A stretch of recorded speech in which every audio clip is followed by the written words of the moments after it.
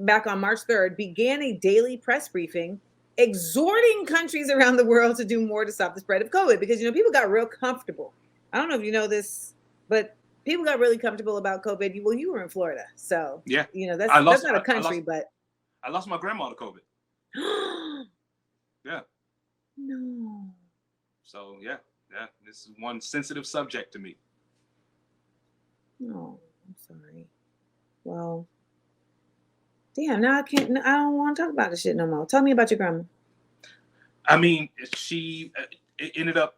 What's crazy is the way that she caught COVID was not even by her being out. We feel like it was brought into her house by a visitor.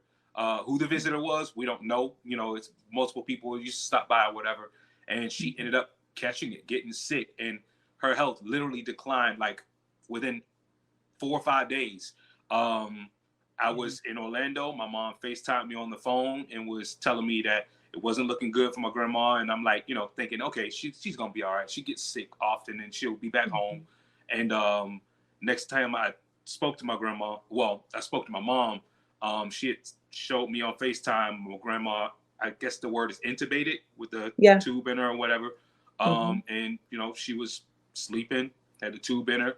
And then maybe 2 hours later, I was literally out with some friends at Wall Street in downtown Orlando, just hanging out. It was a Sunday, and we were just drinking, having some fun or whatever. And my mom called me and was telling me it wasn't looking good for my grandma. So obviously, I lose it a little bit, and then I end up coming to the house, and I'm chilling at the house, laying on the couch or whatever.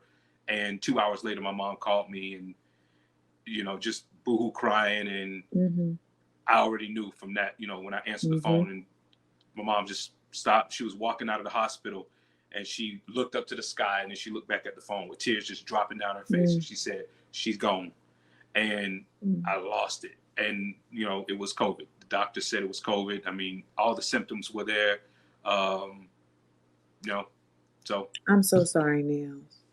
But, this is why, like, when people will come on this social media and shit, and when, people will actually even be on, like, television talking about, like, oh, COVID ain't real, COVID is fake, et cetera, et cetera. People lost real people in their lives to this thing. Everything is not a political, conversation to simply just have on CNN. This was a real thing that is affecting people in real ways. And I'm so sorry that you lost your grandma to this. And I hope that people do understand we're still in a pandemic.